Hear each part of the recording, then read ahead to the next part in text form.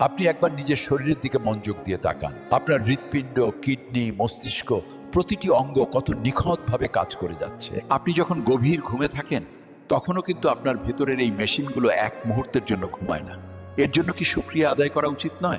বিশাল পাহাড়কে দেখে আপনার ঠিক কি মনে হয়? এগুলো কিন্তু শুধু সাধারণ পাথর আর মাটি নয়, এগুলো পৃথিবীকে স্থির রাখার জন্য আল্লাহর তৈরি খুঁটি। মহান আল্লাহ তাআলার প্রতিটি সৃষ্টি কোনো না কোনো বিশেষ এবং গুরুত্বপূর্ণ কারণে তৈরি করা হয়েছে। কোনো কিছুই আসলে অপ্রয়োজনীয় নয়। আমাদের এই বিশাল সমুদ্রের নিচে যে বিশাল একটা জগৎ আছে, তার কতটুকুই বা আমরা মানুষরা জানি। সেখানে কোটি কোটি বিচিত্র প্রাণী বাস করে।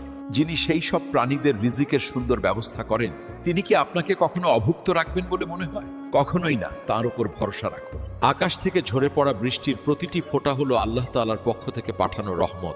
এই পবিত্র পানি দিয়েই তিনি মৃত জমিনকে জীবিত করেন এবং আমাদের সবার জন্য নানা ধরনের সুস্বাদু ফসল ফলান। তাই যখনই বৃষ্টি হবে তখনই আপনি আল্লাহর কাছে মন থেকে শুকরিয়া আদায় করুন। আপনার কি দুটো সুস্থ স্বাভাবিক চোখ আছে? তাহলে আপনি নিঃসন্দেহে এই পৃথিবীর সবচেয়ে ভাগ্যবান মানুষদের মধ্যে একজন সৌভাগ্যবান ব্যক্তি। কারণ এই সুন্দর পৃথিবীটা কাছ থেকে দেখার সৌভাগ্য সবার হয় না। নিজের চোখ দিয়ে সবসময় ভালো কিছু দেখুন এবং আল্লাহর শুকরিয়া আদায় করুন।